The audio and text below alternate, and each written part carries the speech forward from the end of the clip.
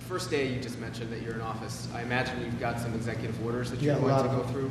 Can you tell us what we'll have a lot? Well, what are your priorities? I bet you could tell. You could say as well as I could. We will have many executive orders and other things that we'll be signing on the first day. Can you also, just going back to my initial question about the Middle East, you said that your conversation with Prime Minister Netanyahu was kind of a review. Did you repeat We that just had threat? a very good conversation. And, you know, the real conversations will start on the 20th. But we had a really good conversation, and I think we're going to be in a good place in the Middle East. I think the Middle East will be in a good place. I think actually more difficult is going to be the Russia-Ukraine situation. I see that as more difficult. When you say there will be I don't think they should have allowed missiles to be shot 200 miles into Russia. I think that was a bad thing. And that brought the Koreans in, North Korea, another man I get along with very well. I'm the only one that does. But that did a lot of bad things. I don't think that should have been allowed.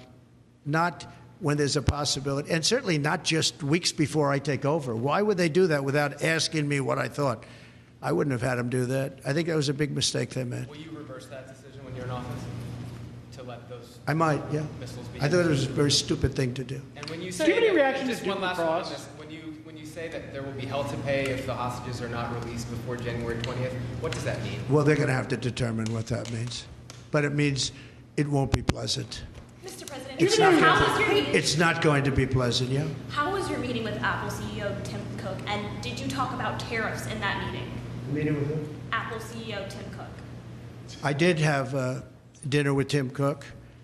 I had dinner with sort of almost all of them, and the rest are coming.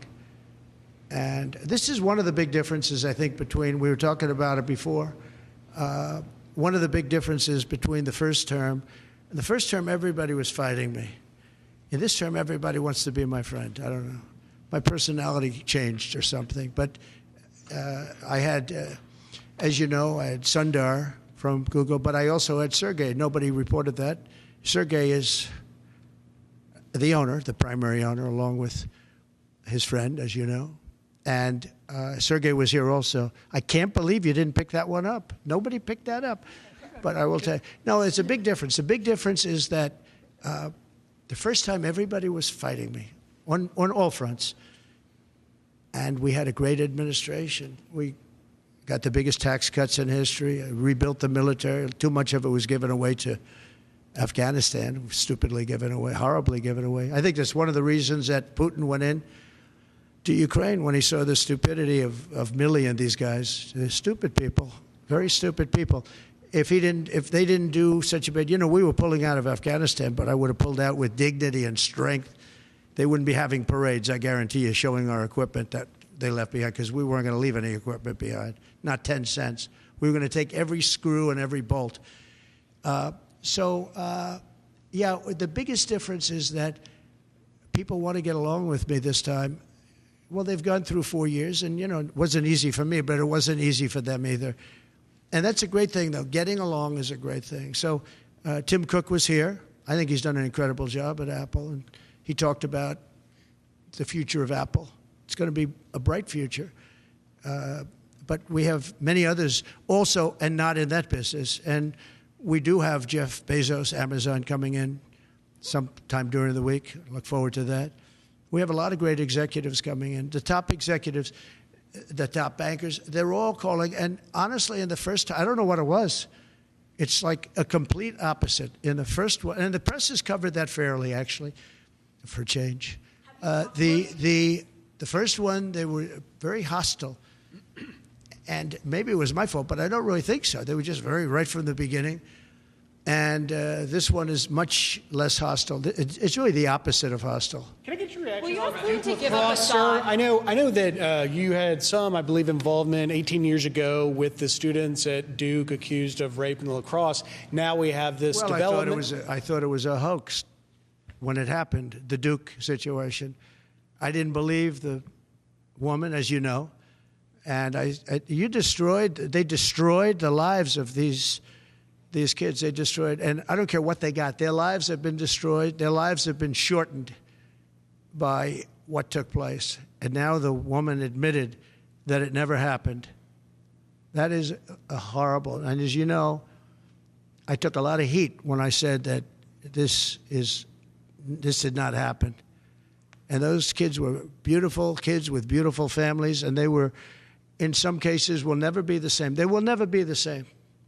Have you talked to them by chance? Your thoughts on the Postal Service? You mentioned Bezos a second ago, and I've always thought Bezos would be a key person to go in there and really streamline the logistics of the post office, but they lose billions. Well, there is talk about the Postal Service being taken private. You do know that. Not the worst idea I've ever heard. It really isn't. You know, it's a lot different today with between Amazon and UPS and FedEx and all the things that you didn't have. But there is talk about that. It's an idea that a lot of people have liked for a long time. We're looking at it. I think we're looking at that along with a lot of other. Any questions for Howard, by the way? Commerce. Sure, I'll ask one. Mr. Incoming Secretary, do you see another trade deal with China coming? I think the president. That's a tough one, right? Yeah. Oh, it's easy for me. You're sitting next to me, so it's okay. No, the president has very clear agenda for tariffs. And I think reciprocity is something that is going to be a key topic for us. How you treat us is how you should expect to be treated. Would you like to weigh in, sir, on that? You said it so well, reciprocal. If they tax us, we tax them the same amount. They tax us, forgetting just for a second about the word tax. They tax us, we tax them. And they tax us, almost in all cases, they're taxing us, and we haven't been taxing them. Is that deal already underway?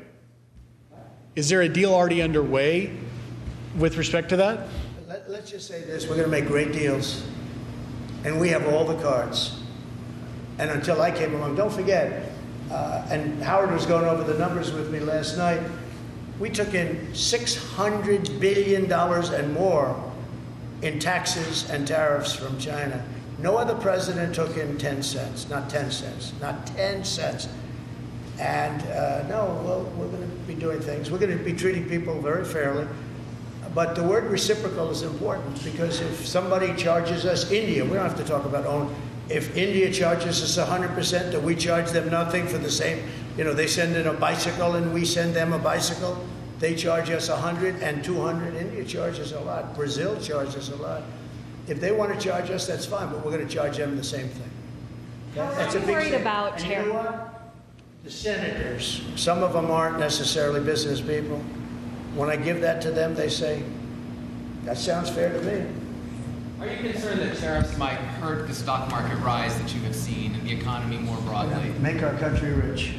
Tariffs will make our country rich. But won't they raise prices? Properly used. Well, I didn't have any inflation, and I had massive tariffs on a lot of things. We put tariffs on steel. If I didn't put tariffs on steel, 50% and more, they were dumping steel in, China and others. I put tariffs on, and it stopped, and we took a fortune. We made a fortune on it. Tariffs, properly used, which we will do, and being reciprocal with other nations, but it'll make our country rich. Our country right now loses to everybody. Almost nobody do we have a surplus with. There are a couple of countries, and they're embarrassed by it, but almost nobody. And tariffs will make, I always said, to me, tariffs, the most beautiful word in the dictionary. It'll make our country rich. You go back and look at the 1890s, 1880s, McKinley, and you take a look at tariffs. That was when we were at our proportionately the richest. Mr. President, did you get to a good spot? Back on Ukraine, Mr. President. What should Zelensky, if anything, be prepared to give up to end this war? He should be prepared to make a deal. That's all. Got to be a deal. No, got to be a deal. Too many people being killed. That is a war that's hard. Too many people. Got to make a deal. And Putin has to make a deal too. What deal would you suggest? Putin has to make a deal, and Putin would have never gone in if I was president. If I was president, we wouldn't have had inflation. Our oil prices would have been lower. I had a good relationship with Putin. He would, despite the Russia hoax, which made it more difficult. If we had that election, if it were an honorable election, we wouldn't have had any of the problems that we're talking about right now. Putin would have never got in. Based on your understanding of office, do you still? You said that you could make that deal before you take office. Do you still think you could make that deal? I'm going to try. Will you ask Based on Putin to give up Assad? Well, I hadn't thought of it. I think we have to get on with our lives. We'll have to see what happens. But right now, Syria has a lot of, there's a lot of indefinites. Nobody knows what's going to happen with Syria. But I think Turkey is going to hold the key to Syria, actually.